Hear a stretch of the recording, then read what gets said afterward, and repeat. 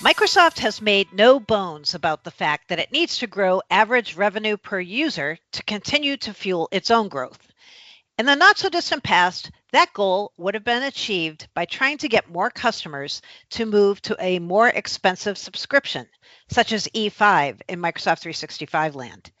But more recently, Microsoft seems to be pursuing the nickel and dime approach. Dangle more new features and functionality in the form of add-ons, or in some cases, premium bundles, and convince customers to spend that way.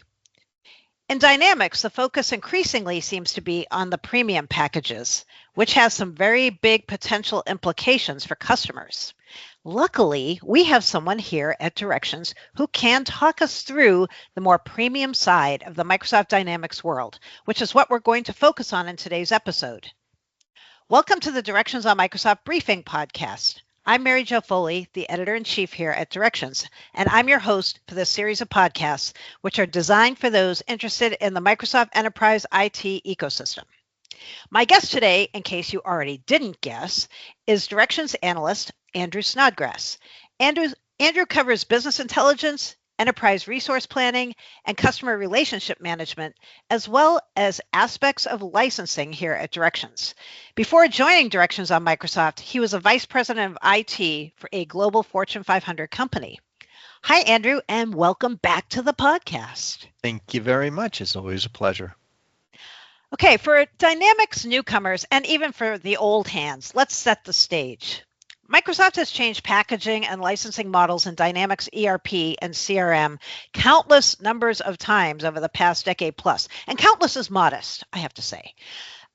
Would you say, Andrew, that up until fairly recently, Microsoft seemed to be going along the add-on path with Dynamics? Or, in other words, selling a base set of modules plus various add-ons to them for specific new features? Is that what they were doing? Yeah, absolutely. You know, your comment about this constant change going on. My second day of the month, every month, is reading through 100 pages of Microsoft licensing on Dynamics. So yeah, I feel the pain there. Yeah. But yeah, so this concept. So back in October of 2019. They removed all the Dynamics plans and suites. It was a big effort they had at the time, and they went completely to an a la carte format, right? And so that means that nowadays what you have to do is you have to buy a base user subscription for everyone, right? Anyone who's using Dynamics. And that provides most of what a user needs. And then you buy add-ons to give them more functionality, all right? There's no longer a golden ticket out there that gives you everything on it. And the challenge for a lot of companies and a lot of procurement groups is that there are 175 Dynamics SKUs. Oh. And so when you go into the world of Dynamics, it's a bit overwhelming at times, but it's kind of like going to the farmer's market and you have to buy everything separately and put it in your bag and just make sure you've got everything for dinner. So yeah, it's kind of that way now. It's add-on world. Oh, I used to cover Dynamics back in the day as a journalist, and I just remember thinking every time I'd be like, okay, I get it now. I understand the SKUs. I understand where they're going. And like 2 weeks later, I'd be like, no, actually, I don't. Total upheaval, right? You know what that's related to is if you've ever watched the movie The Incredibles, there's a thing in there where he's working for the insurance company and his boss gets upset because someone's infiltrated the bureaucracy. And so when you get to understand it, that's when it has to change. That's right. Yeah. Okay. But lately, I saw that you wrote a report for our members at Directions that said Microsoft is starting to go the premium route instead of the add-on route with Dynamics. It introduced premium user subscription licenses for its four most important Dynamics apps, which are sales, customer service, finance, and supply chain management. So I'm curious, who is the target audience for these premium licenses? And could you give us a few examples of the kinds of features that they typically include? Yeah. So the target audience, no one needs to panic on this. Okay. Target audience for these premium subscriptions is usually a small set of users in the organization, and they're the ones who need something that's very, very advanced. Okay. So if we take a look at Finance Premium, all right, this includes a new advanced planning module. It's called XP and A, which is Advanced Planning and Analytics. Okay, and what it does is it gathers a bunch of data from a lot of different sources, including dynamics, and then it runs a whole bunch of predefined machine learning processes on it, and it creates forecasts. And then the analyst can take those forecasts, they can run what if scenarios. There's a whole bunch that you can do there. Right? And so this is in a finance department. If you had 100 people in your finance department, there would probably be 3 or 4 who would need this kind of thing. Oh, right? Okay. Same kind of thing is true in the customer service realm, where there's a customer service premium subscription. What that includes is a call center module called Contact Center. And if you're a long-term Dynamics customer, this is the omni-channel, and there were some add-ons and some other things in there as well. It's got digital messaging, sentiment analysis, a bunch of communication things that aren't in the base customer service subscription.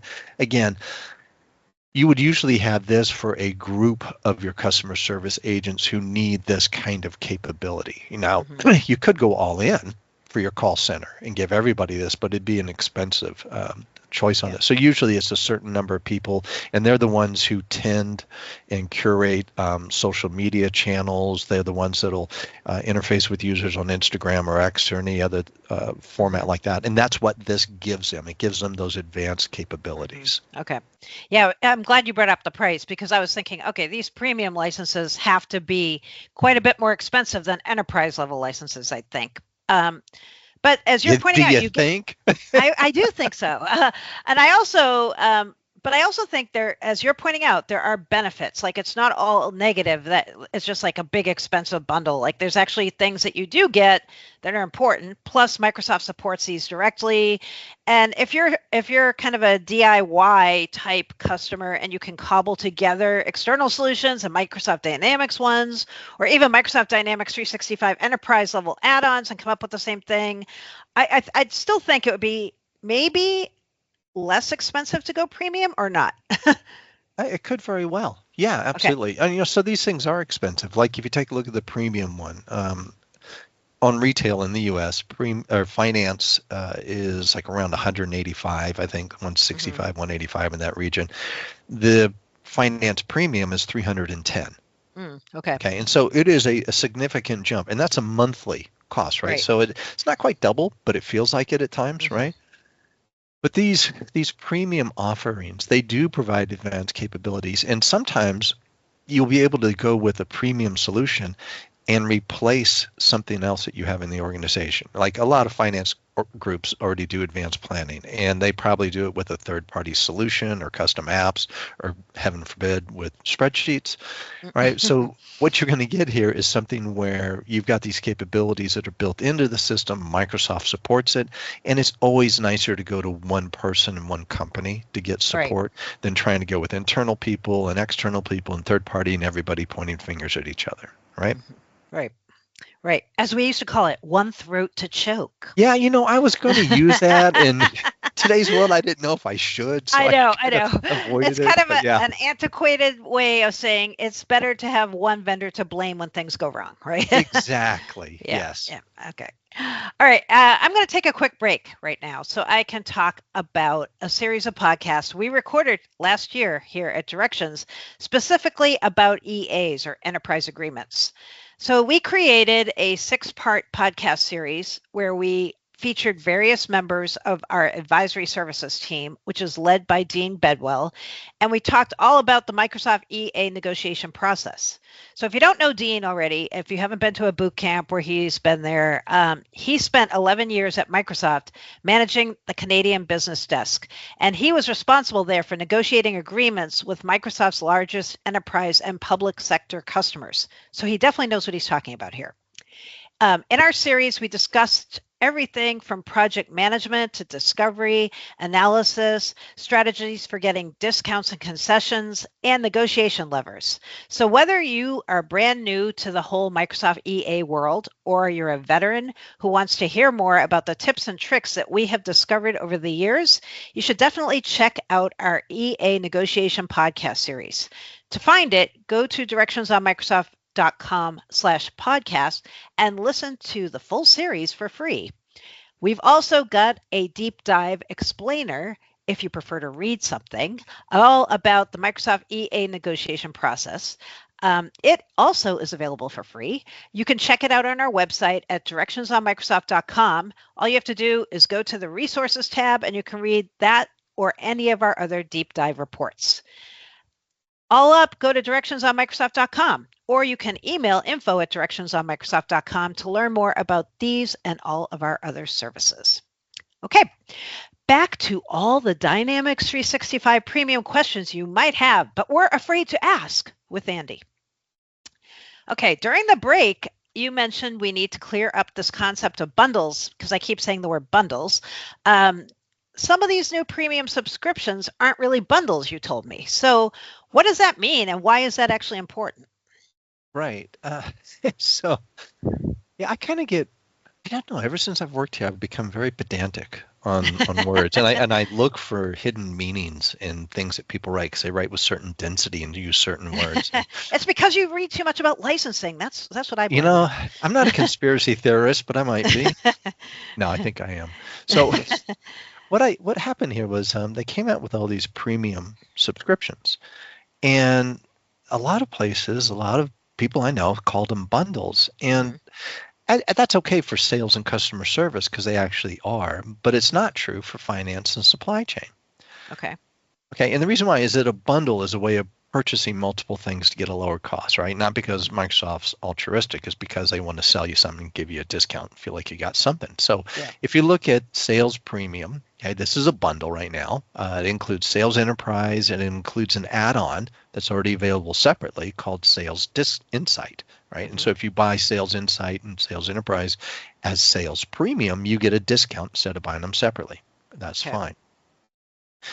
But with Finance Premium and Supply Chain Management Premium, what they include in the premium subscriptions, those features, that advanced planning and all those things I talked about before, you can't buy those as a separate add-on. Okay. When they came out, Microsoft could have offered them as add-ons, and in fact, they've got other add-ons for those for finance and supply chain management. There's fraud protection and a whole bunch of other things that are out there as add-ons. They could have, but they chose not to. And that's the thing that triggered me on it, was they didn't give you an option to just add it onto your existing enterprise one. They said, no, you have to buy a new premium subscription, and it's only in the premium subscription. Oh, interesting. Okay. Yeah, right. That is interesting. And the other thing that they did was that 3 of those 4 premium levels, okay, the premium subscriptions that we're talking about here, those are all brand new in the last 10 months. The Sales Premium was a bundle that came out 2 years ago, and then suddenly within a short 10-month period for Microsoft, they introduced these new premium subscriptions.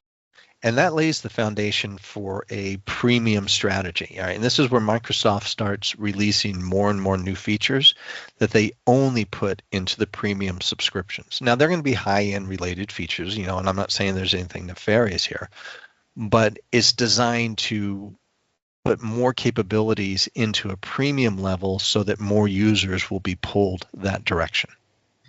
Okay. All right. So it sounds like what you're saying is this premium strategy is part of a trend, right? Like that Microsoft's doing something here with Dynamics that they already have done with some other product lines and product families. Is that right?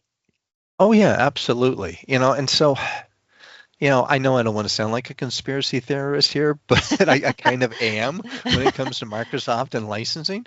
We've been following Microsoft for decades, and this is a proven strategy that they have used again and again and again. All right. And Microsoft is really good at playing the long game. Okay. And if you take a look at it, back they had Office 365 and Microsoft 365, and it was all E3 related stuff. And then E5 came out that was a bundle of features of add-ons that were there, but also had stuff you couldn't get anywhere else, so you had to go E5. Power BI went from Pro to Premium. Teams went from Standard to Premium. This is something that we've seen for years and years. And in all cases, what they do is they introduce a new premium subscription to an existing product that bundles several existing add-ons. Okay. And where it kind of becomes a little nefarious is that those new premium subscriptions receive premium only features. And this is the one that really gets me the most. is we've seen this a number of times where they will take an existing feature that's in the lower level, Mhm. enhance it dramatically, and then move it into the premium subscription under Mhm. the justification of it's been enhanced enough that it is now a premium feature. The problem is if you were using that before in the lower level, you have to go to the premium to keep using what you were already using. Now, can they do this? Absolutely. This is all, it's all above board, it's all legal, and it's all justifiable. So this is Right. just the way Microsoft herds you to a higher premium subscription. Right. This totally sounds like what happened with Teams and Teams Premium. I remember they announced a whole bunch of new Teams features that were coming, and I remember asking them. I said, "So are these going to just be added for no additional cost to Teams?" And they're like, "Yeah, we're not going to talk about that." And suddenly there was a Teams Premium Same like a thing. release. Ta-da! Right. Yep. Okay, so like I just mentioned, that we have Teams. You mentioned Power BI. As falling into the same trend. But do you think more and more customers are going to end up needing the premium releases of Dynamics 365 products over time? Like right now, you've said it's a very small group that needs them, but do you anticipate that more and more people in organizations will start needing them? And if that's the case, what kinds of features do you think will make these must-haves? I'm guessing not just AI, right? Well, yeah, you would think that, wouldn't you? But you Yeah, can't say anything at Microsoft without AI. And let's throw in Copilot somewhere just so that it gets exactly. on the right search engine, right? Right. Um, do I think most of the people are going to need it? No, but I think a larger percentage than when we originally start with it. You know, if you Hmm. think of that finance department with maybe 4 people out of 100 that need the premium, as Microsoft starts putting more capabilities into the finance premium, there will be more people who need those. You know, and some of it's very justifiable. You know, they might put a whole nother module for doing some internal cash flow analysis that hasn't been done anywhere else, right? And Right. if you're the person in charge of that, give me a premium because it makes my job better. Hmm. And so that's I don't have a problem with those, right? And so I think some of the corner case stuff like that, like the advanced planning stuff, Microsoft will continue enhancing those products further and adding more analytics and tying them into more Azure and Microsoft related features. You know, Hmm. they like doing that. The advanced planning stuff, the stuff they did in supply chain management, the features that are in the premium there, those are all through acquisitions. They Hmm. bought new technology and brought it in, and they'll do their usual. They'll bolt it in, make it all work properly, and then expand it out so that more people will want it. Okay. Mm-hmm. Secondly, I think they're going to be more AI related features. You know, right now, Dynamics has Copilot features that are at the enterprise level, right? What Right. used to be the highest level. But I'm willing to bet over the next year that Microsoft will introduce advanced Copilot features that will only be available with premium subscriptions. And Mm, then, you know, they have to pay for the AI somehow. But I exactly. think they will do that to try to draw more people into the premium levels is what they've done elsewhere. And so, you know, plan on that. Hmm. The third one is not as much in Dynamics as we would have seen in Teams and in Office, but there are always this drive for advanced security capabilities. You Hmm. know, like the finance and operations right now, you can't bring your own key for encrypting the data. Hmm. You can with customer service, but not in finance and operations. I would see someone coming along saying, well, we'll introduce a BYOK capability, but it requires you license your people with premium. And there'll Okay. be some hospitals and some investment brokerage houses that'll say, oh, we have to go that way then. And that'll Yep. be fine as well. So I Okay. kind of see those as being the major areas. Yeah, that makes sense. It kind of again parallels what they've done with other product lines, right? So yeah. Okay, so you in your report that you did for directions are advising customers, like you said, don't panic, but you've got to be thinking about bigger budgets if you decide to stick with Dynamics and Microsoft in this space. So how long do you think customers might have before this happens, before Microsoft starts making Dynamics 365 premium SKUs so compelling that they're going to need to buy them for more of people in their user base? Well, I don't have a problem with the compelling part. Okay. You know, so if like in the finance and planning side of it, yeah, that's a great feature. And if I'm in a large organization and I want to do financial planning, advanced capabilities like what we're seeing now in this finance premium. My IT department, we would have had to buy a third-party solution for 50,000. We would have had to Mm-hmm. drop it in for these 4 people. We'd have to support it, maintain it, do upgrades, everything else. Yeah, going with the finance premium allows me to avoid a lot of cost and risk that's Mm-hmm. there. And so if it's a compelling feature, absolutely fine. If it's something where they've moved it there and now they're teasing you and telling you have to go to premium in order to keep using it, that's when I start getting a little antsy about things. So I think what customers ought to do is they should mark this year and then watch it through 2025. Just go through the next year and beyond.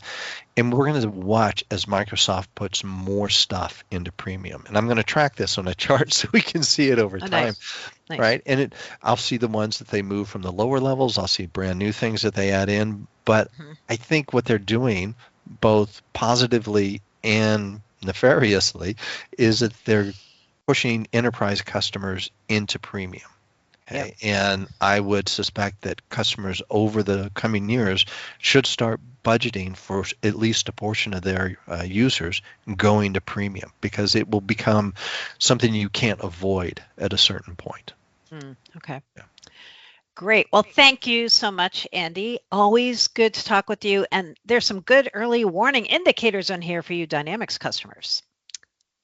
All right, to close, I would like to remind our listeners they can find lots more coverage on all things Microsoft related on directions on Microsoft.com. Thank you so much for listening. If you have questions, comments, or any topics you would like to hear the directions analysts cover in one of these podcasts, please do not hesitate to contact me, preferably via Twitter or X at Mary Jo Foley. And speaking of Twitter, give us a follow at Directions MSFT for all of the latest Microsoft Enterprise product and licensing information. Thanks again.